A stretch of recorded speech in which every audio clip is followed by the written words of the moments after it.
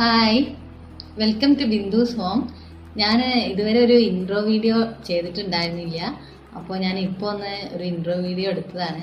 ഞാൻ ഇതിൻ്റെ മുന്നേ കുറേ വീഡിയോസും ഷോർട്ടും എല്ലാം ഞാൻ ഇട്ടിട്ടുണ്ടായിരുന്നു. പക്ഷേ ഒരു ഇൻട്രോ ഞാനിപ്പോൾ ആദ്യമായിട്ടാണ് ചെയ്യുന്നത്.